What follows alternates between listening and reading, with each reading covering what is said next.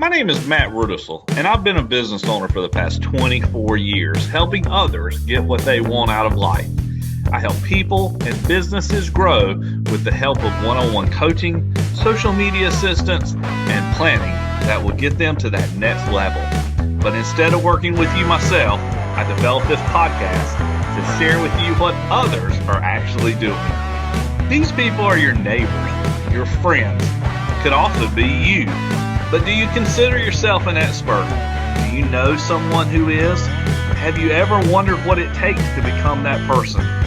Well, today in this episode of the Experts Game podcast, our guest will share with you the struggles, hardships, and successes they've experienced on their way to becoming an expert in their field. You don't want to miss it, so grab your notebook and pen, and we'll get started in just a moment.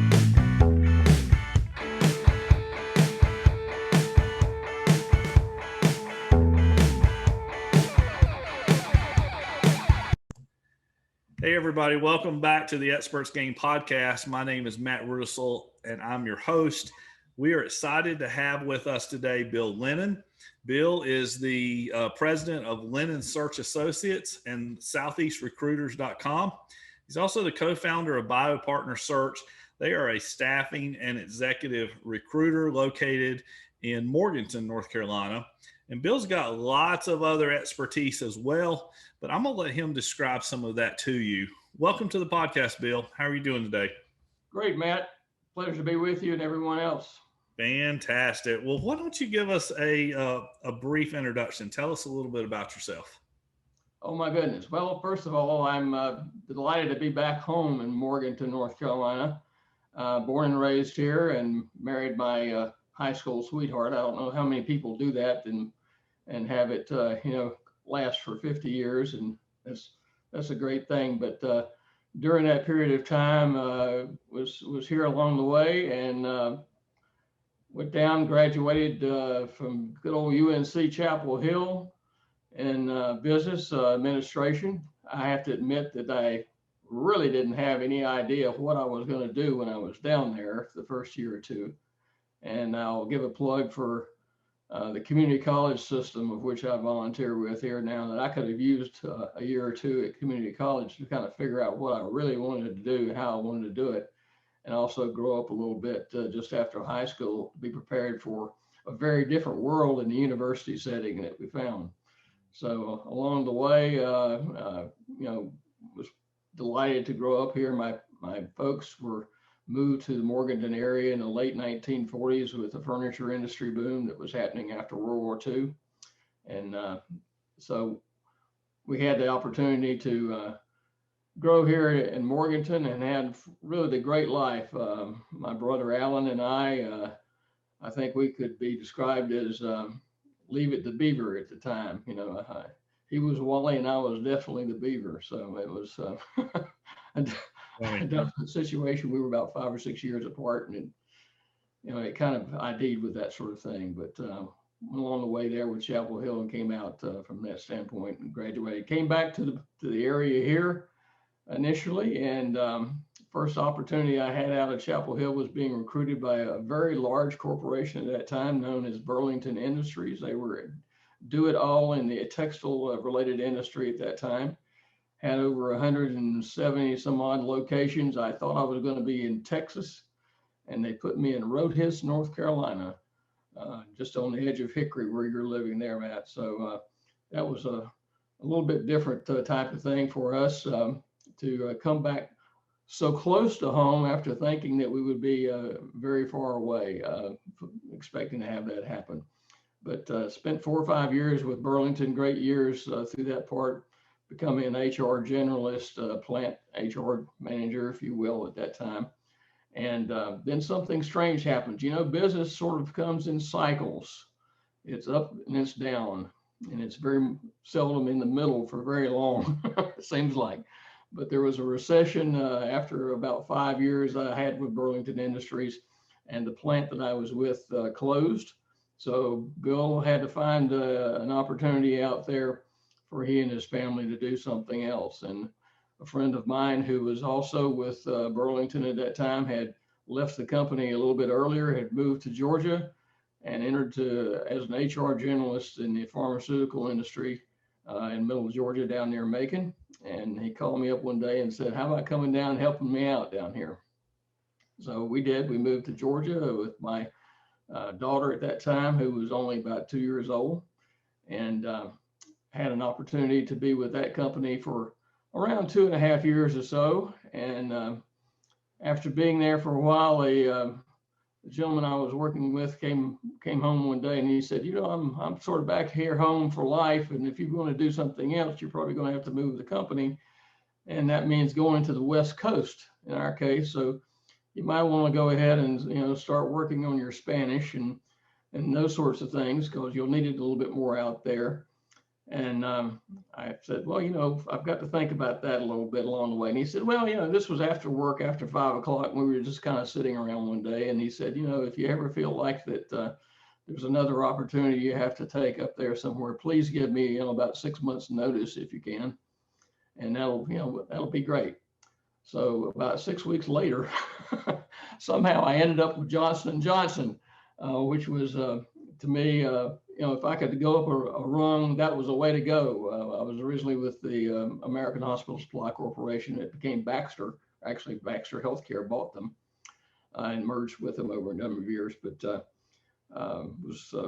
had a phone call one day from the vice president of HR for Johnson & Johnson in this particular division, and he said, Bill, we need somebody who has a background blend. They were trying to make the textile division of Johnson & Johnson, which was responsible for bandages and those sorts of things, into a full-blown medical company. It was more of a textile-aligned company from way back when, and its benefits and its way of working with employees and those sorts of things. And he said, so we need somebody that knows what a cotton mill is sort of about, or, anything like that.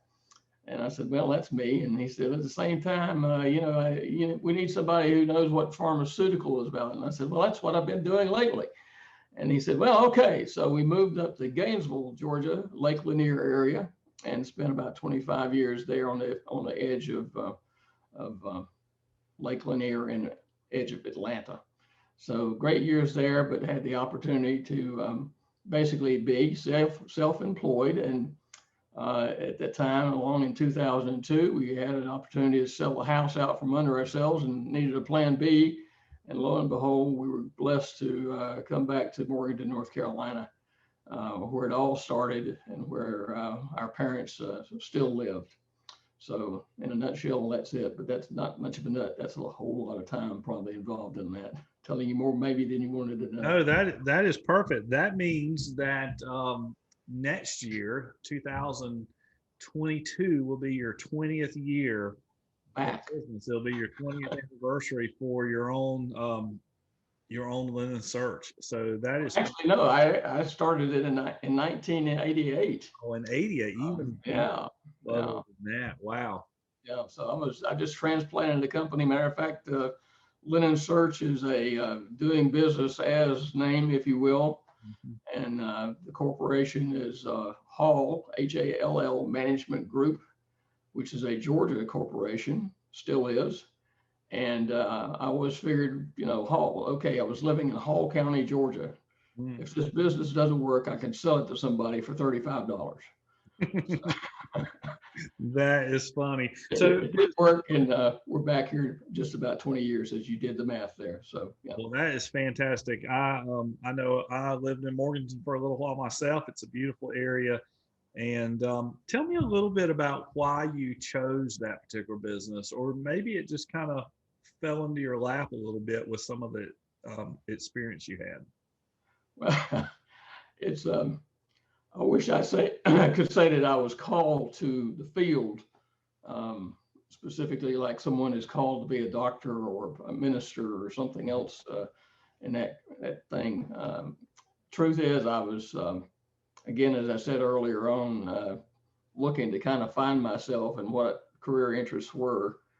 And I've spent summers working in the furniture industry, making a few bucks, and had the opportunity to kind of observe what that was about and the management style and different things, and what appealed to me. And I remember one day I was taking a break in the summertime, and we just were sitting around sort of the workstation there.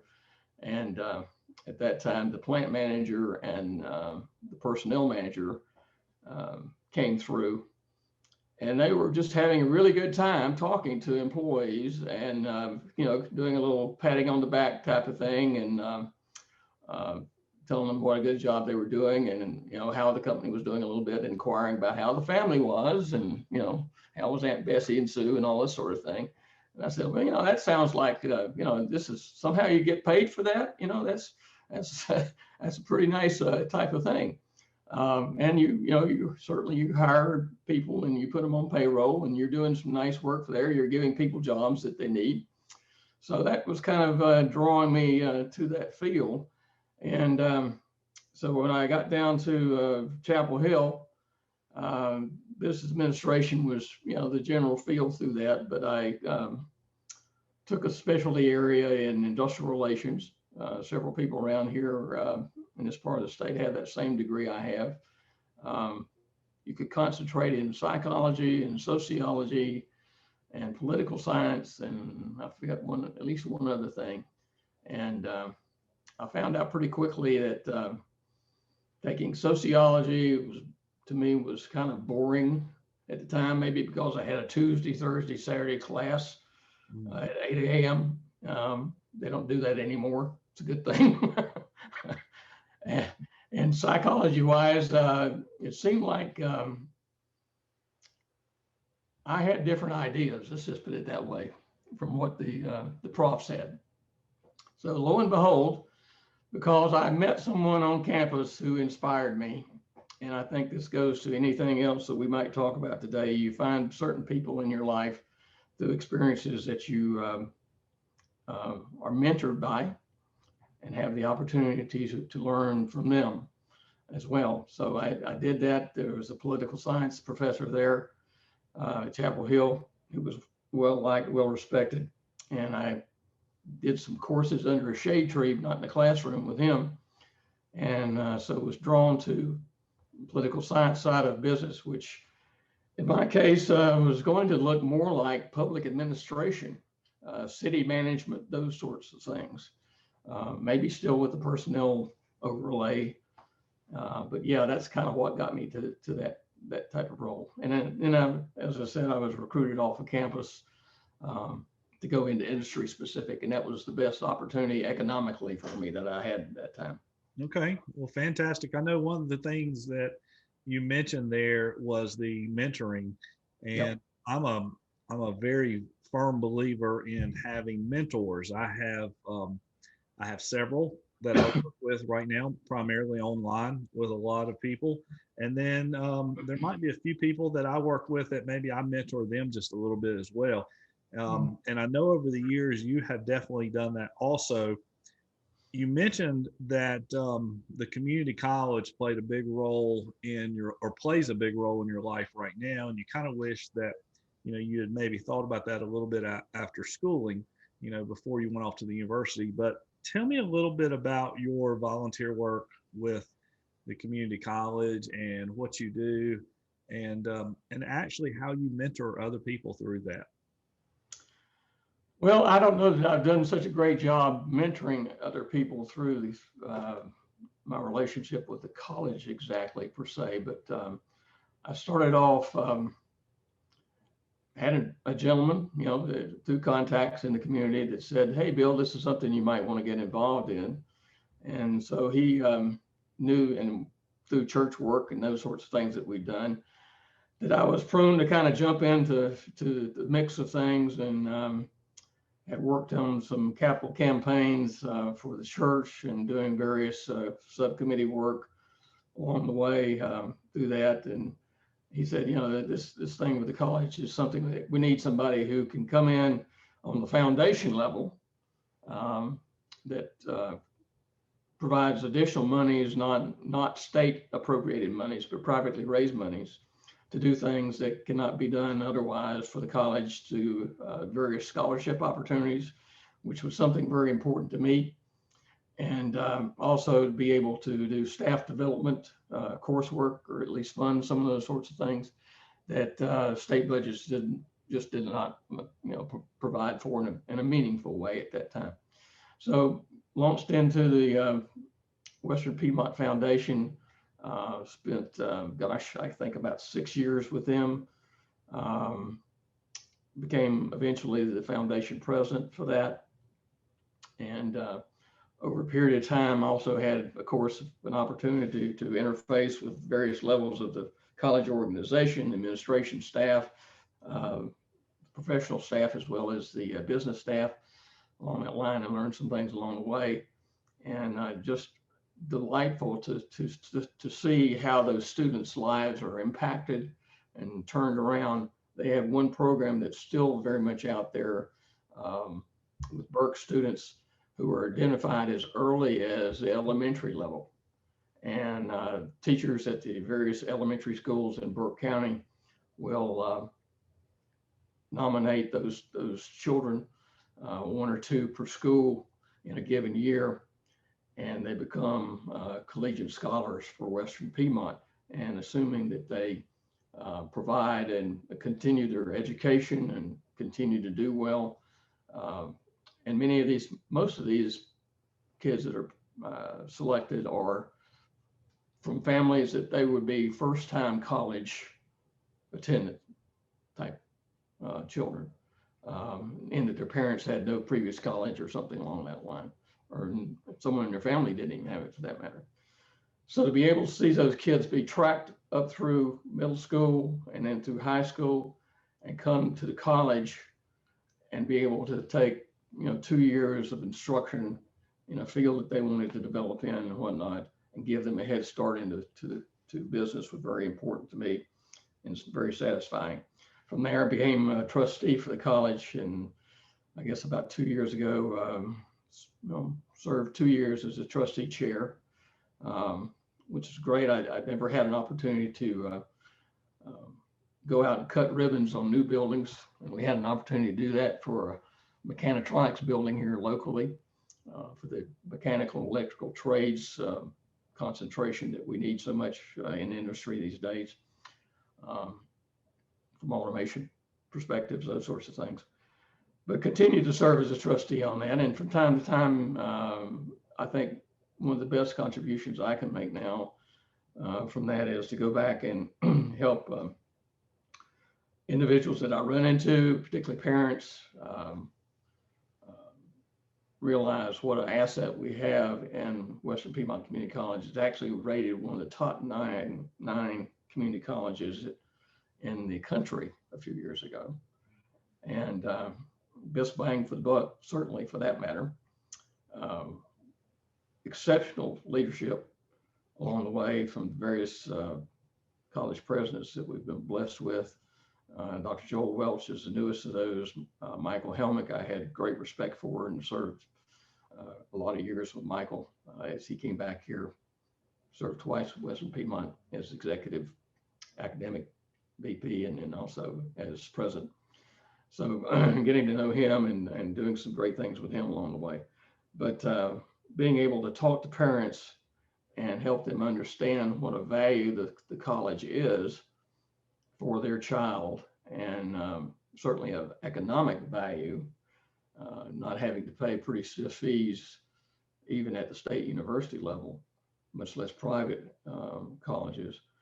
When you're basically doing the first year or two of general college and finding out what that's all about, and kind of helping you, as I did, find out what I wanted to do along the way. So why not get that at home?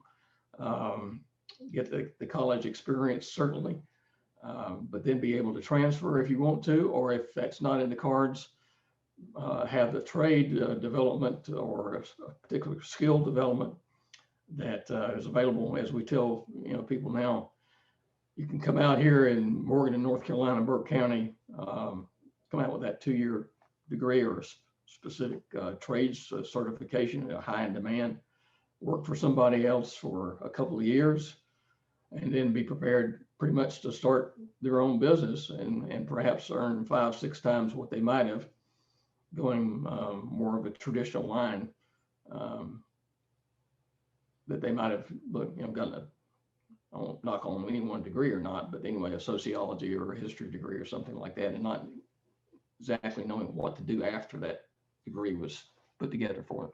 Yeah, I definitely do understand that. I feel like there's a lot of direction that's given a lot of times in community colleges that you may or may not get in a larger type university. I'm glad you mentioned all of that because I believe, and maybe it's just the older I've gotten, the longer I've been in business, believe that there's always opportunities where you can give back and you can assist other people. And I mean, it could be something very simple to something very large, like being the foundation president. But there's always opportunities to give back, and it's never too early and it's never too late to do that. So if you're listening today, and you're trying to figure out, well, what can I do in my business? Is there a social cause that I may have? I feel like that is definitely something to pursue. Being a mentor, providing your expertise for a college foundation, helping other people grow. That's some fulfilling stuff that we get to experience, or hopefully we get to experience in life. The other thing that you mentioned there was Michael Helmick, and I know him very well, and he's actually um, been in a few seminars that I've had over the years, and I've run into him from place to place. So I need to, I'll put that on my list. I need to definitely give him a call and get him here as a guest as well. But I know that Western Piedmont, being involved with them, I actually started teaching and training at Western Piedmont back in 1997. So that was 24 years ago is when I got my start in the training business. I started with a business planning class there called Writing an Effective Business Plan. I actually still teach it to this day, and remember that very well, how I got that position or that ability to teach in the Small Business Center. And I am a firm believer in the community colleges here, in North Carolina. Right now, I work with probably about 15 different colleges here in the state, and it's funny getting back to Michael again. I've seen his name on a few checks that come in, from time to time. So very excited to be part of that group itself. Let me ask you this question: an average work day for you. Now, I know for a lot of people today, they tell me, well, I don't have an average work day, but if you have something that you do on a regular basis, what would it be? What would you describe your average day to be like? Boy, well, I think things have changed quite a bit and are continuing to change as we figure out this unfortunate past year that we've been in, all going through in a lot of different ways that have taken us from what would be a strong central, if you will, business office type environment to so many of us working from home. That was a transition for me, even as a single business owner, coming out of Johnson Johnson in the late 80s and whatnot, feeling that I needed to have a professional office setting that would inspire me and also keep me connected and energized and that sort of thing. So I went, to open a business in a professional building at that time that had 4 or 5 other entrepreneurial or small business people like myself, sharing office space and that sort of thing. And we came together at 9 o'clock in the morning for, coffee and that kind of thing, or how's your day going, and this kind of thing. And so that connection was always there. Working solo from your home base,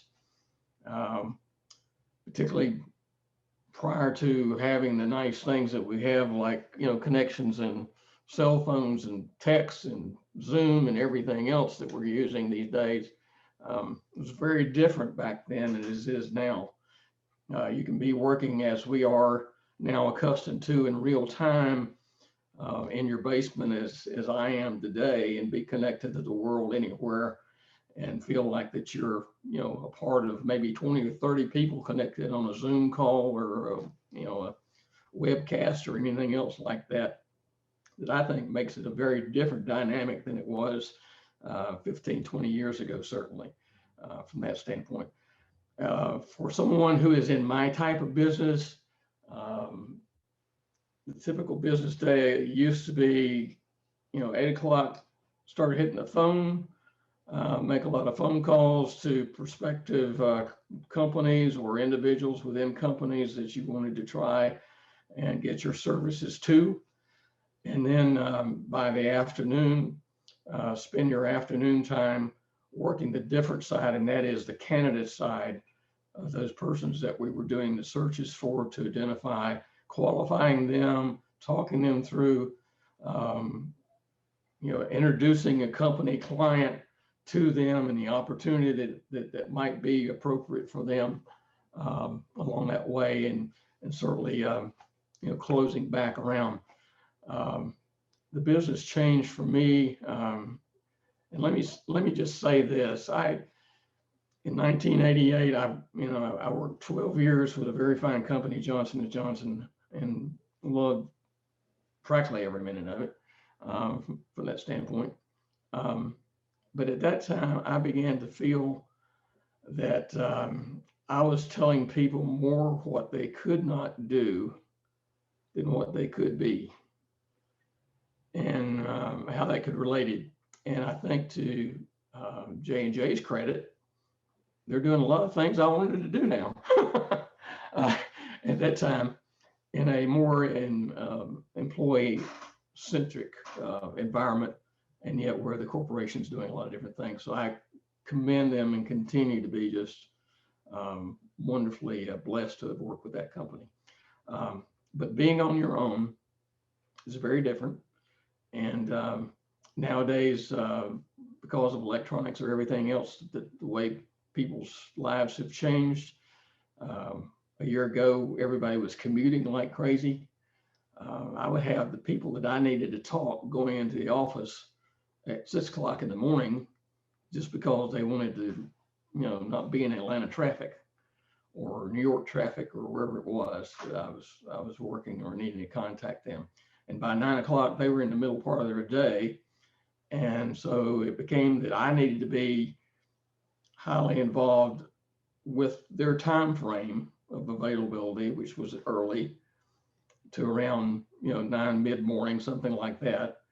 And then it would kick back up again a little bit about noontime, when they all took a lunch break from meetings. They weren't in a meeting or something like that. Nowadays, if you're in a meeting, sometimes you can just kind of get up and leave it, come back, because it's electronic or it's something like that, and you're only able to catch it back up, or whatever the case may be. But so it got to be sort of like, not exactly the old Dr. Pepper slogan, but for me, it was, key hours were 7 to 9, and then 11:30 to 2, and then 4 to 6. And then in between, I was doing everything else that I needed to do, as far as, getting up and running, go to the bank if I needed to, or do something else, or prepare some listings that I had for the afternoon to do along that line. But you had to be in tune with who you were trying to reach and availability of getting them, because in this business, timing is so critical. It doesn't seem like that. Sometimes it takes a long time to develop from front to end. I think usually about 120 days when you're working at an executive level, sometimes to make it. And it's just because sometimes it takes that long to get people on the phone. And well, I can talk to you next week, but I can't talk to you this week. Or I've got something else going on through that perimeter, or we have to meet with 5 other people before we can get this done, or to this stage or something like that. So it can pull out the line on the getting the thing done from start to finish out that way. A lot of great in the meantime, excuse me, and just very quickly, in the meantime, person you're working with on the other end might get an opportunity, 3 other jobs if you don't have it. So, if you don't push it, if you don't get it timed right, um, you start all over again sometimes. Yeah, and that's kind of what I wanted to pull from there. I think there's three big keys that I pulled in what you just said. One is connections. I think connections are always very important in everything, especially in business. The second thing was adaptation. Being able to adapt to the circumstances. You had to adapt to the times that they worked and when they were available. And then the third thing that you really made a big point on, I think, was timing. How important timing is in that business, plus any other business for that matter. You really have to be in at the right time a lot of times in order to get things accomplished. If you miss that timing, then sometimes you do have to just start over a little bit. But I think that those three big things were key takeaways for pretty much any new or existing business owner. Those are things that they have to take into account. You definitely have to look for connections. You definitely have to be adaptable, and you definitely have to look for timing issues. Try to have your timing where it needs to be. So I really appreciate those answers. Let me ask you this question. This is on more of a fun side, I guess. I asked this question to a lot of people, and I'm trying to take a little poll now of what they say. But what's one thing that most people don't know about you? Maybe it's a hobby, a special interest. It could be anything, but what is one thing you want to share with the listeners today that most people might not know that you do? Oh my goodness. I think probably if it would be a real interest in, some people would call DIY projects, around the house, that kind of thing. I like to putter around on things like that. I take entirely too long to accomplish things sometimes that my wife would like me to. But getting out and hammering things, and one of those other volunteer things I think you can do is be involved with organizations like Habitat for Humanity or your church or something like that, or go out and build a deck for people who need some help, for handicap ramps or whatever you can do. That's a fun thing to do with a bunch of other folks as well. So it's a lot of fun in that regard. My golf game is inconsistent and not as much as I would like it to be, but it's fun. I go out to see what the squirrels and rabbits are doing more than trying to get the ball in the hole sometimes these days. Yeah, I think we may have played golf a time or two before. Yeah, I've mellowed out in my golf game what there was of it, to somewhat. And I tell people sometimes now when I go out and mostly play captain's choice events for charities and things like that, I have to pay people to let me play with them. That's funny. Right now But for good cause. the running poll has got gardening at the number one spot. That is the passion or the special interest, the hobby that a lot of people have. DIY projects is coming in a close second, along with a musical instrument. So some people are out there learning how to play musical instruments. I gave up the musical interest thing, but as I said earlier, you have to have mentors. And this gentleman doesn't even know he's a mentor for me, but Dr. Shell lives kind of down the block from me and whatnot. And he's got a few years older than I am, and he's still out cutting his own grass. And so am I. So, I think that's fantastic. And a big key point, a big key takeaway in all that is the connections. At all of those things that you mentioned, I mean, you still continue to talk about connections. And I know how important that is for a business owner. If I did not have, if I had not built up certain connections over the years, I don't think my business would necessarily be where it's at today. So I'm very thankful for that. Okay, so you've been a fantastic guest today, Bill. This has been amazing. I have enjoyed, learning about yourself and about your business. I want to ask you one final question, and that is if you have any tips for aspiring entrepreneurs, maybe somebody that wants to go into the staffing and recruiting industry, or any business for that matter, if you've got a final tip for them? I would just very much lean on what I said somewhat about mentorship, but you don't have to take it that strongly all the time. You can just simply put yourself out there, get involved, roll up your sleeves, and the opportunities come to make those connections, and also to teach you and to have you learn from others about what they do well and what maybe they didn't do so well.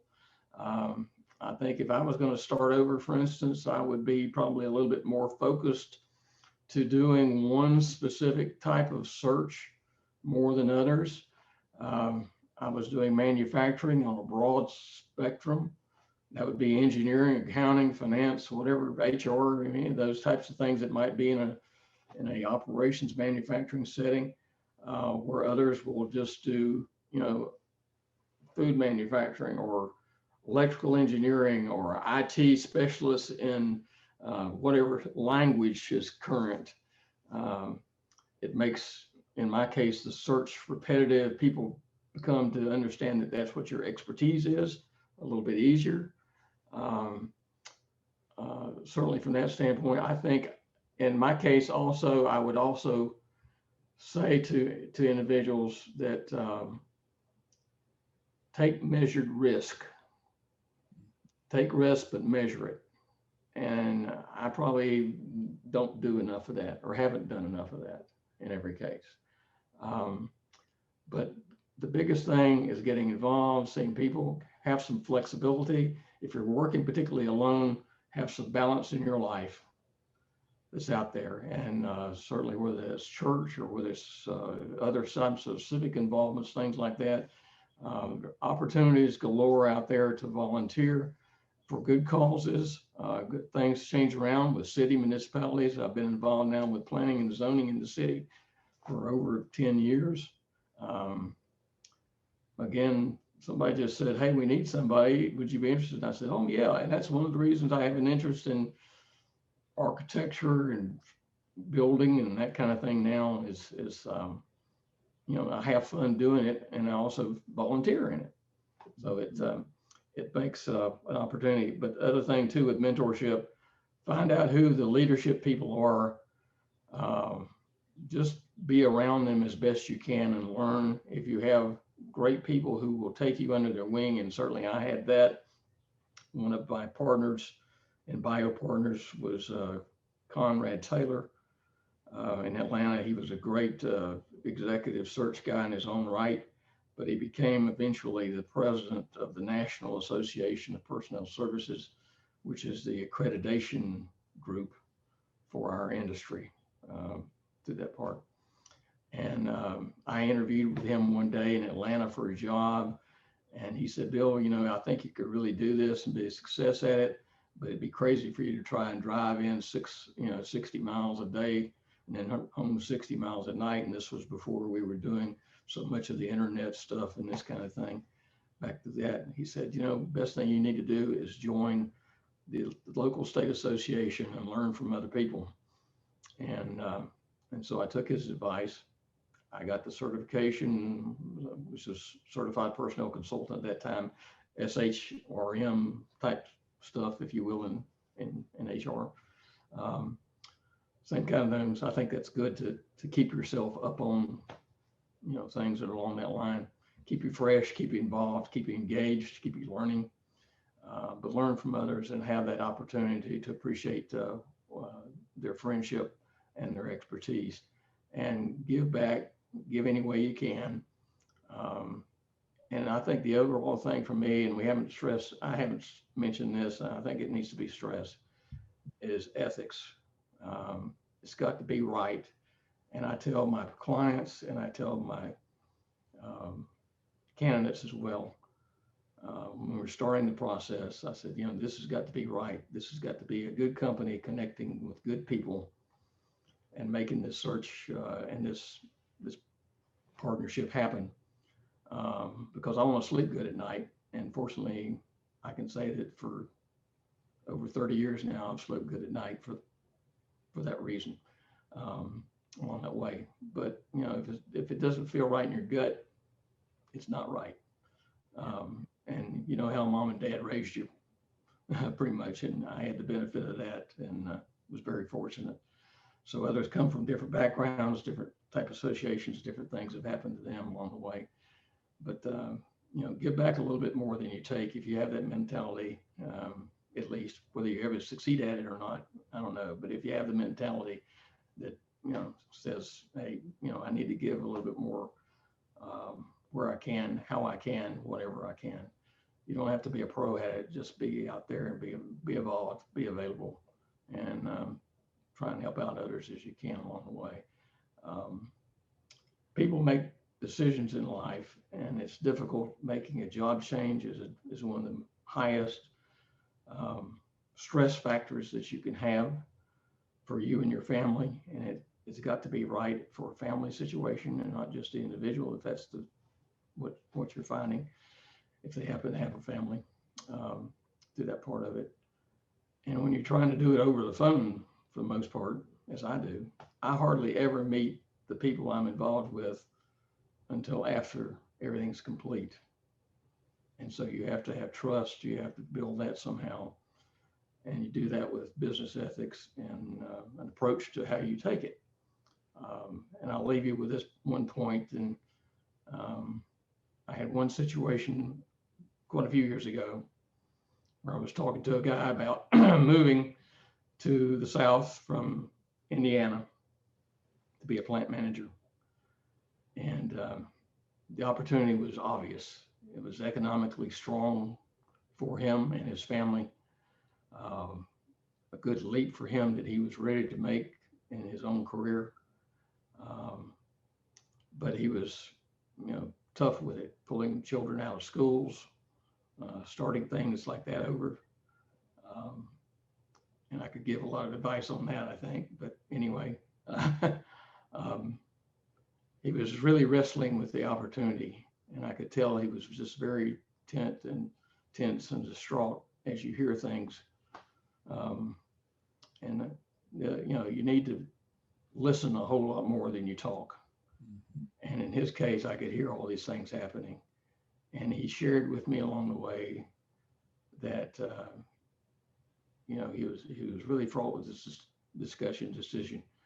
And he just really needed to think about it and ask God to do the right thing.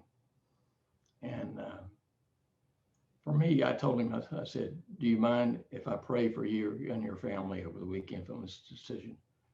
And when I did that, it was just like everything fell away.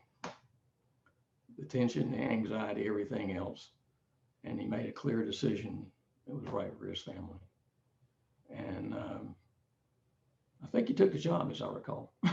but that was just kind of beside the fact. But, you have that approach with it. And I think back over the number of people that I've been exposed to, and they all had that common factor. Yes, they were giving of themselves. They were giving of their time.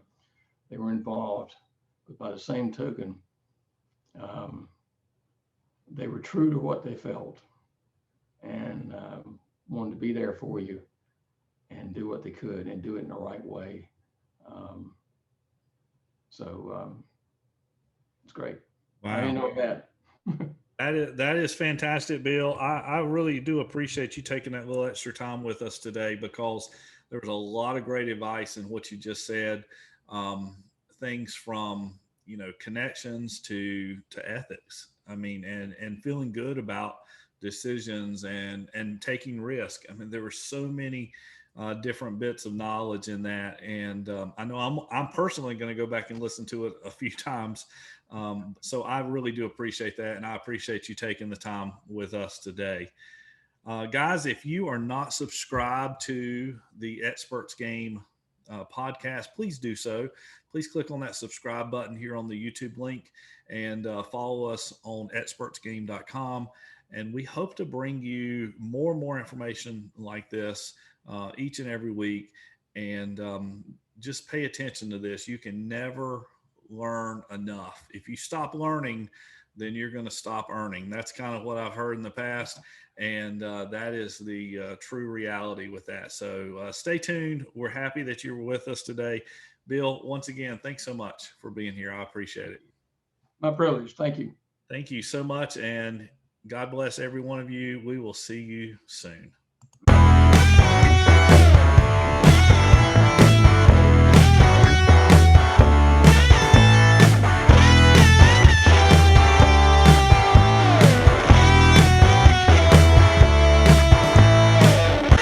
Lit. I'm the producer. I love these.